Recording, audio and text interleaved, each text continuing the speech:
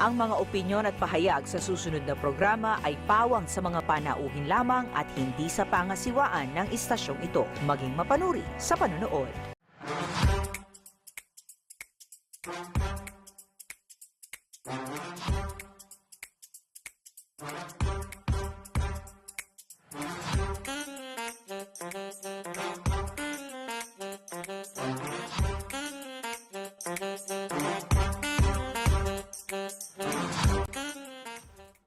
Good day po mga kababayan. Welcome po sa community program ng inyong paboritong CLTV 36. Naku, ito po ang topic at sa programang ito pag-uusapan natin ang iba't ibang patok at syempre po trending na topic dito po sa ating mahal na rehiyong Central Luzon. Dahil wala si Jody, no, ako po muna ang inyong makakasama dyan na Lumbang Parungaw. At hayaan nyo pong samahan ko kayo sa kwentuhan ngayong araw.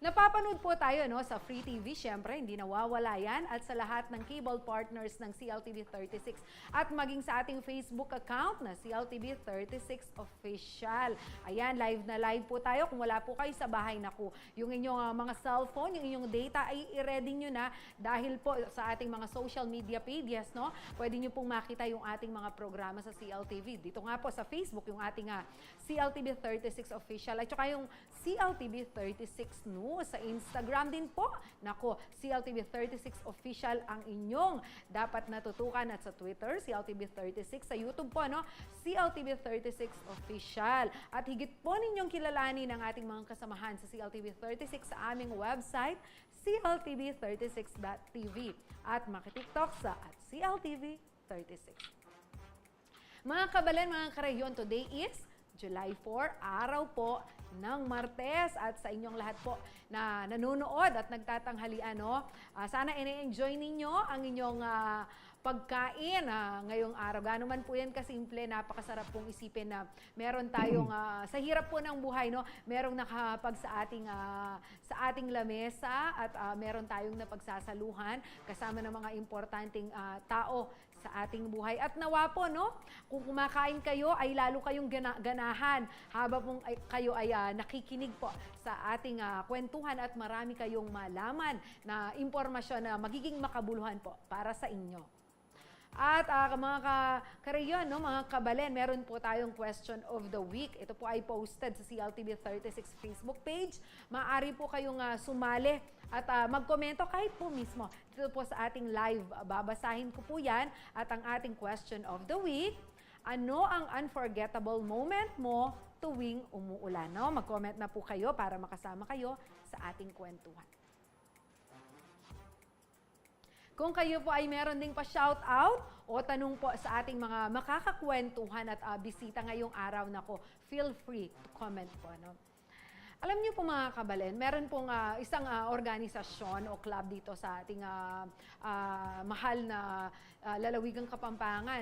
Ito po yung tinatawag na Toastmasters International, na isa pong US headquartered non-profit educational organization na naglalayong malinang ang communication skills, public speaking at leadership ng mga miyembro nito. Napakaganda nito, lalo na po sa ating mga nasa communication. Mula rito, binuksan din ang City of Angeles Angeles Toastmasters Club noong 2016. So, 7 years na, no? Upang makapag-produce ng mahuhusay na miyembro ng kanilang organisasyon. Ano-ano kaya ang kanilang mga ginagawang hakbang para maisakatuparan ang kanilang layunin? Yan ang ikukwento po sa atin ng ating mga bisita na sina Ma'am Remy Ibay, ang District Club Growth Director ng City of Angeles Toastmasters Club, at si Ginoong Noli Manlapas, ang Division Club Growth Director ng City of Angeles Toastmasters Club. Ayan, maraming salamat po sa oras po na binibigay ninyo sa ating programa para kayo po ay aming makakwentuhan. Siyempre po, bago ko kayo tanungin, baka po gusto nyo munang bumate at shout out, no, yung mga nakakaalam na mag-guest kayo. Baka hinihintay po nila na mabanggit ninyo ang kanilang mga pangalan. Sige po, ladies first, si Ma'am Remy muna. Bumati na po kayo. Yes, good afternoon, everybody. My name is Club Growth Director Remy Ibay. I'd like to shout out to all my fellow Toastmasters here in District 75. Hello! Let us all lead the way. Sige po, si Sir Noli, baka meron pong naghihintay sa greetings ninyo. Magandang tanghali po sa mga kabalen natin sa buong Central Luzon. Maya paugto po kaya kayo. Salamat po, Sir Noli. Alam niyo, to be honest po, no, Ma'am Remy, Sir Noli, maraming organizations na very familiar ako na nako-cover po natin, napupuntan, like a Rotary Club International, yung mga women's club, ano po. Yung Toastmasters, although naririnig ko na yan, pero kumbaga limited po ang mga idea ko, yung mga information ko about Toastmasters. Ma'am Remy, maaari niyo po bang bigyan kami ng overview? Anong uri po ba ng organisasyon itong Toastmasters? Ang Toastmasters International helps you enhance your public speaking and leadership skills. Unlike the Rotary, where it's more catered to the community, tayo naman, Toastmasters International caters to ourselves. So it helps us enhance ourselves personally and professionally. So sino po ang target ng Toastmasters? Na maging miyembro or siguro matulungan ninyo, no? So, Sir Noli, para magka-idea yung ating mga manood na, ay, baka pwede akong sumali dyan. Ay, ano kaya ang makukuha ko dito? Pwede po akong mag-miyembro. So, they would know na qualified silang maging miyembro ninyo, Sir Noli. Thank you, Ma'am Jenna. Sabay ko na po. Iimbatayin ko na lahat, no?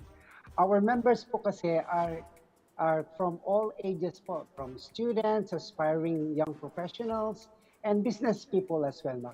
Pati po mga retirees na mahal nating mga retirees who are on their medyo resting ng konti, no? Medyo inactive na ng konti. Pwede po silang sumali sa Toastmasters kasi po, as long as they see communication very important in their daily lives, pwede po silang sumali dito sa Toastmaster po, Ma'am Jenna. Para pong napakaganda niya, no, para sa amin po na nasa ganito ding industriya, no, para mas ma-develop pa po yung aming public speaking and communication skills. Pero sa tingin po ninyo, Ma'am Remy, gaano po ba kaimportante na meron pang organisasyon na maganto? For all we know, we have schools for public speaking, meron mga nag-o-offer ng mga classes to improve, no? Pero kayo, bakit kailangan nyo pa? Why do we have to have such a club para sa kanila? That's a great question, Jenna. You know, in every aspect, there's always room for improvement. Kahit na professional speaker ka pa, there's always room for that little improvement. Kahit na katingot lang, kaya mo pang ayusin ang iyong pananalita, ang pagdi-deliver mo. So, yes, I think that there are several organizations or institutes there that offer public speaking, but for me, I think Toastmasters International, I was already in the academe.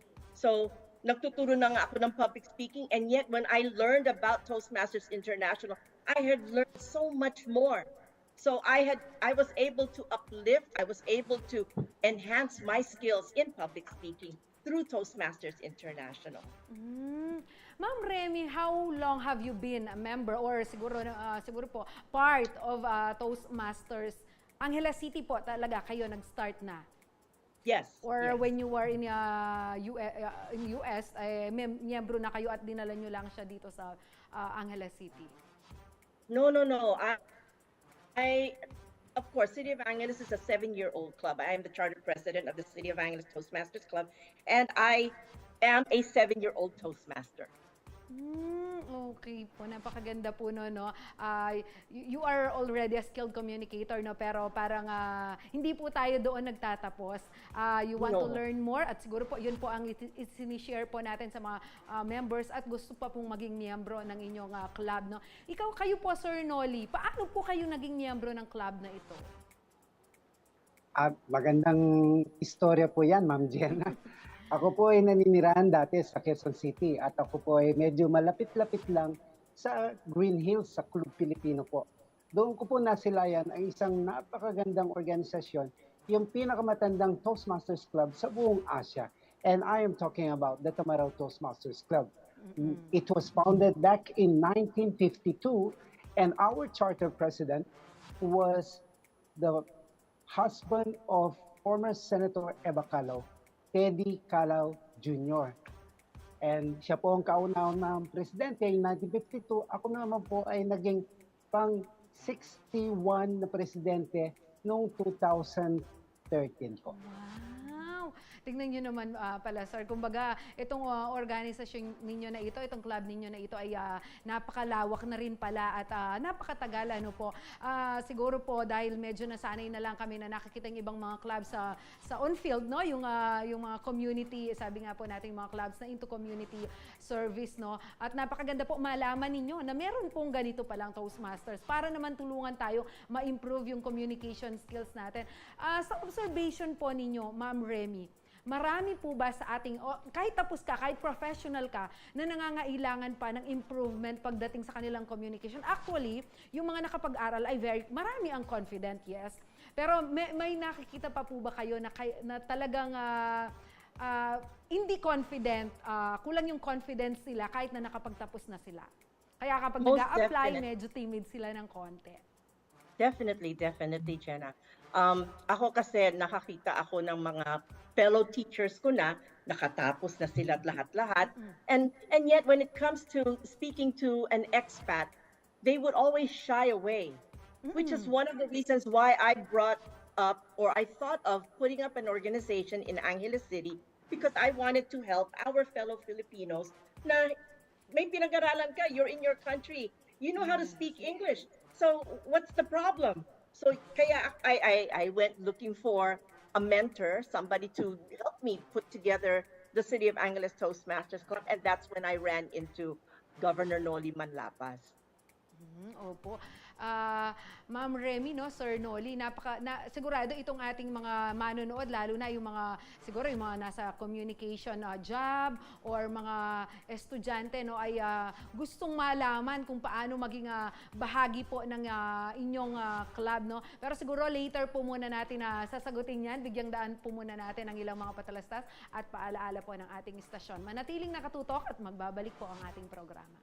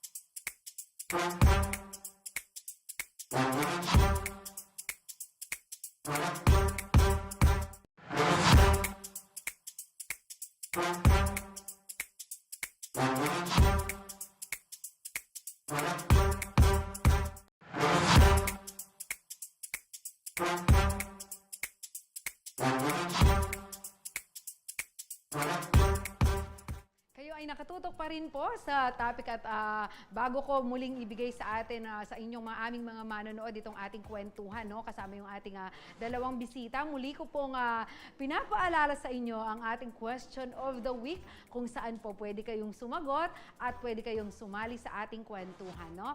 Ang tanong po, ano ang unforgettable moment mo tuwing umuulan? Ako, may mga nagkomento na. Basahin po natin.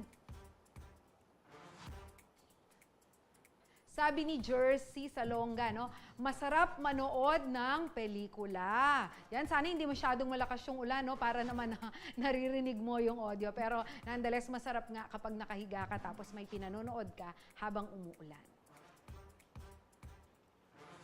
Sabi naman ni Kathleen Ann Silvino, matik, automatic po na, may sopas o champorado na iluluto sa bahay.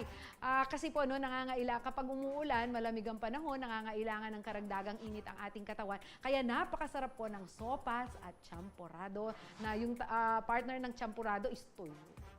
Ayan. Sabi naman ni Dolores Aguilar, nagsisibol sa amin. Alam niyo po yung nagsisibol, yung lupa, parang pumapasok yung tubig.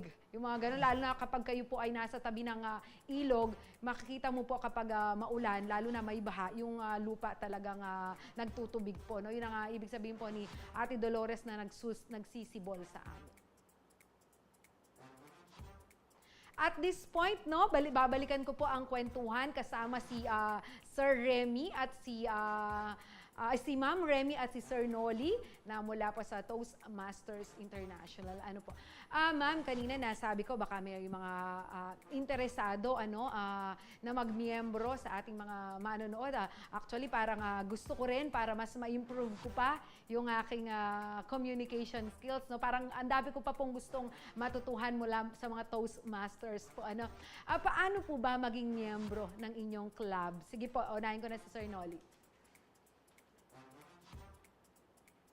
So, kung gusto niyo pong sumali sa aming mga clubs, meron pong City of Angeles Toastmasters Club at saka meron din po sa San Fernando, Cabalen San Fernandino Toastmasters Club. So, pwede niyo pong hanapin sa Facebook or sa Google at makikita niyo po yung mga Facebook accounts po namin. May mga kwalifikasyon po ba bago maging miyembro ninyo, Sir Noli? Isa lang po ang qualification, which is 18 years old lang po. Yun lang po. At lahat imbitado at pwedeng sumali, ma'am.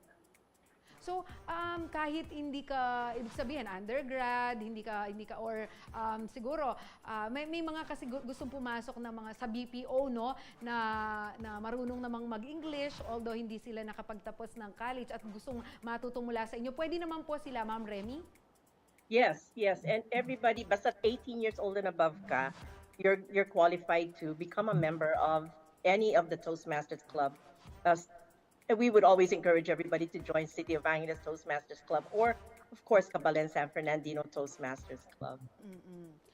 Ma'am, kasi po, kanina sinasabi nyo, even your co-teachers are afraid, siguro hesitant po silang makipag-usap sa mga, sabi nyo, expat, yung mga siguro sabihin na natin mga English-speaking person, ano? Kasi agad-agad nating naisip, naku, baka mapipilipit yung dila ko. Naku, hindi ako marunong mag-straight English, yung mga ganon.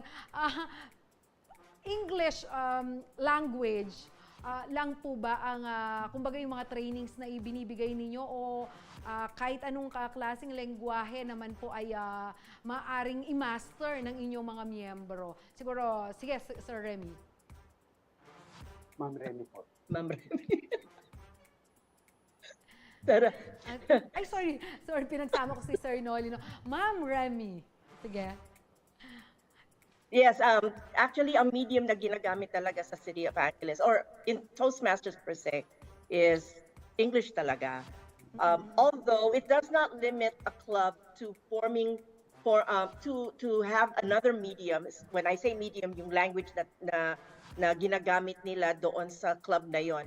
For example, if you are in Korea, there are clubs that are in English, but then there are also clubs that are also presented or delivered in Korean. So specifically talaga English ang ating target simply because we want to help enhance ourselves personally, professionally as well. Okay po. Kasi po minsan, yun, alam niyo po yung minsan very ano tayo, parang ayaw natin na nakikipag-usap tayo sa mga, nahihiya ba?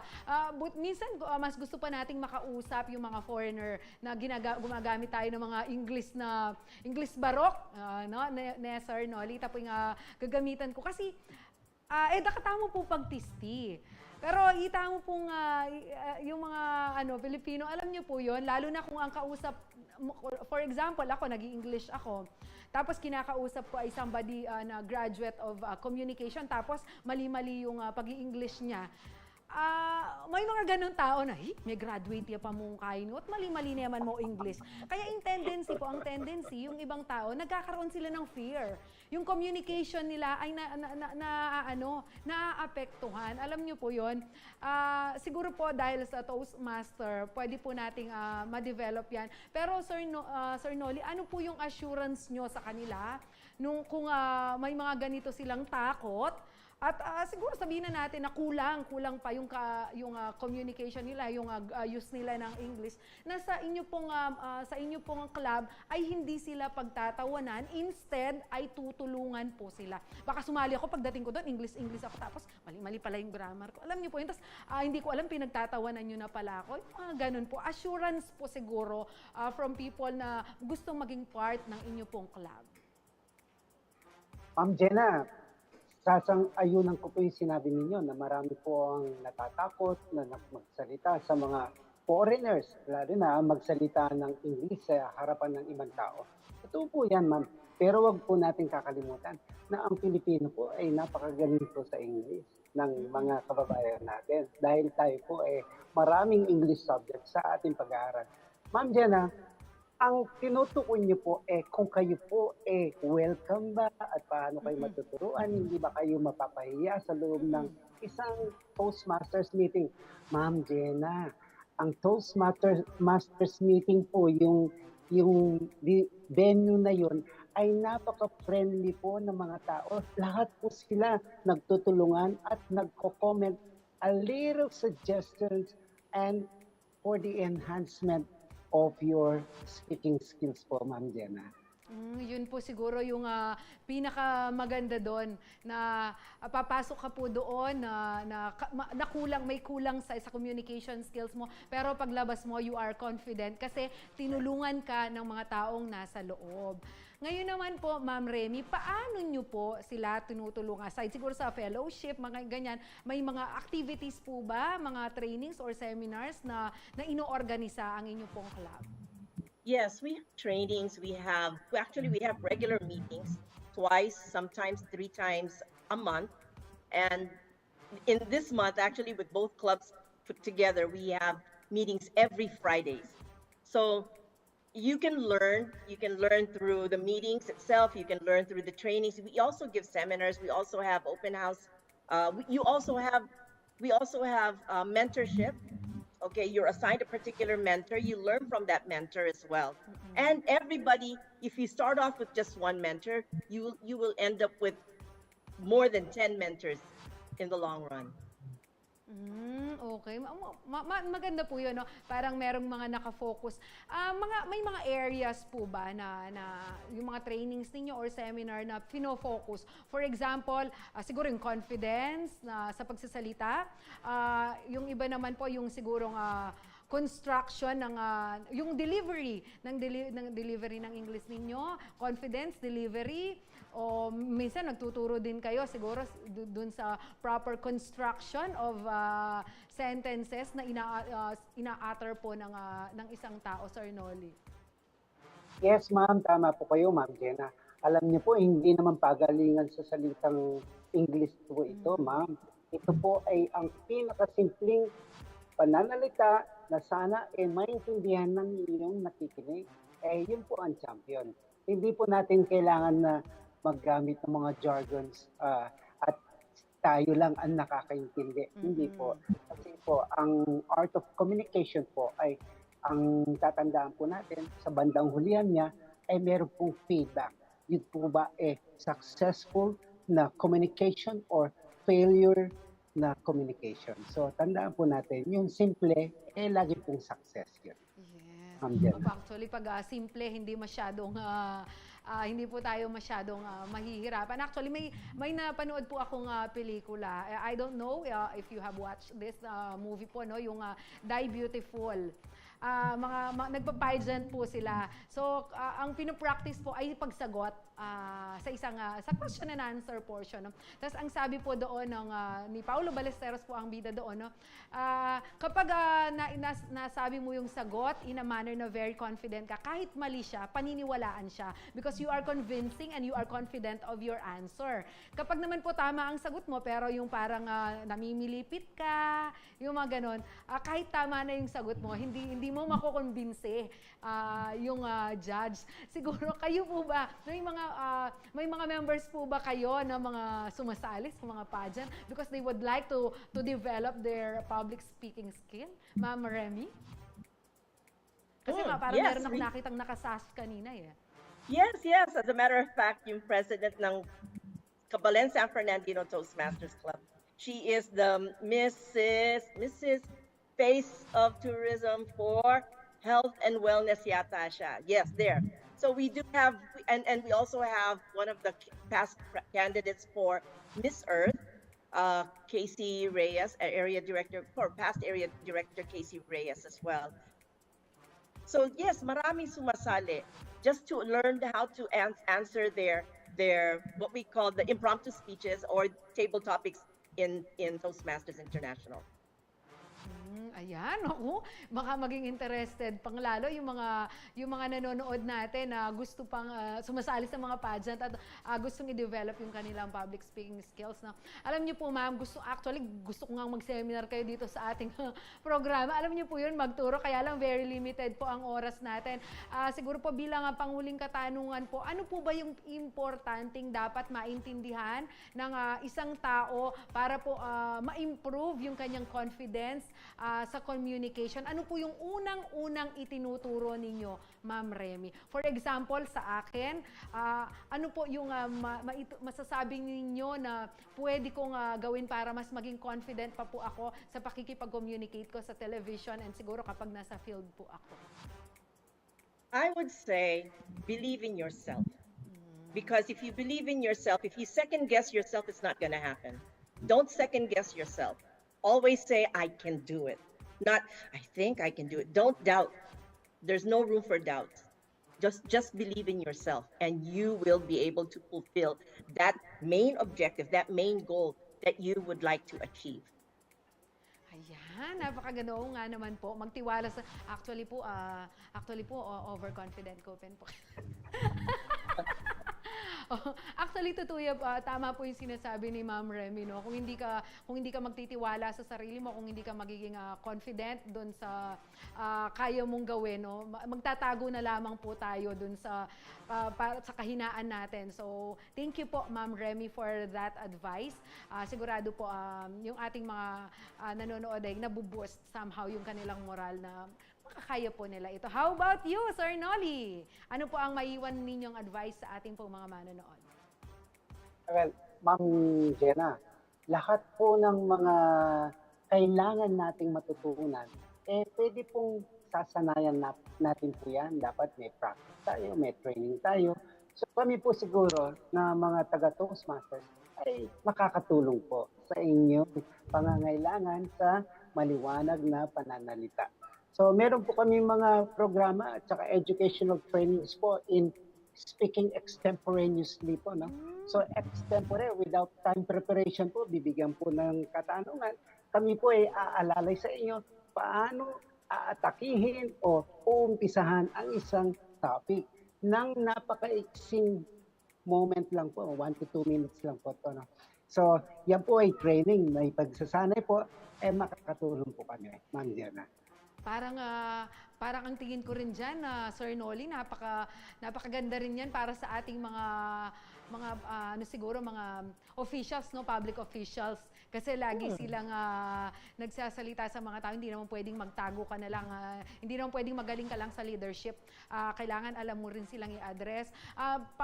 May nakalimutan lang akong itanong, pero napaka-importante po, kaya kahit na sinesenyasan ako dito na kailangan ko nang tapusin, itatanong ko pa rin to, Sir Noli, libre ba yung mga training na yan at seminar na ino-offer po ng Toastmaster para po sa inyong mga miyembro?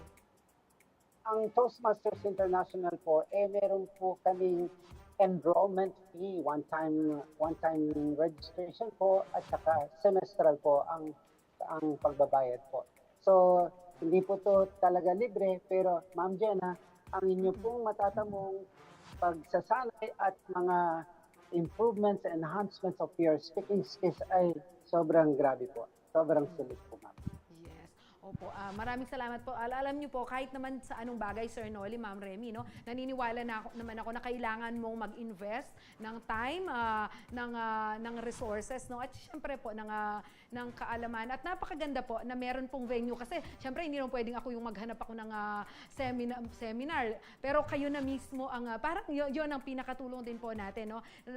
Kayo ang nag-oorganisa para sa inyong mga miyembro para makapag-attend po sa mga ganitong klase ng seminar. Naku, maraming salamat po. Ma'am Remy, Sir Noli, sana dumating ang pagkakataon na mapag-usapan po natin itong ino-offer po ng Toastmasters kung paano po makakatulong, at very interested po ako para mas ma-improve pa po yung ating, lalo na yung ating pong mga kasamahan, at sana mahingan po namin kayo ng tulong sa mga darating na panahon. Thank you so much po for your time. Thank you, Ms. Jenna. Ayan mga kabalen, sana po marami po kayong natutunan, at sana po suportahan natin yung mga ganitong uri ng organisasyon na makatutulong po sa atin para ma-develop yung ating confidence, para po mas higit po nating makita yung potential po natin, lalo na pagdating po sa komunikasyon. And thank you so much po sa Toastmasters International, sa club po sa Angeles City. At muli, maraming salamat po sa ating mga manonood. Tumutok po kayo lagi sa CLTV 36 para sa latest updates. Sa ngalan po ni Jody Dizon Mercado, ako si Jana Lumbang Parungaw, taga rito kasama nyo, CLTV 36 atin to.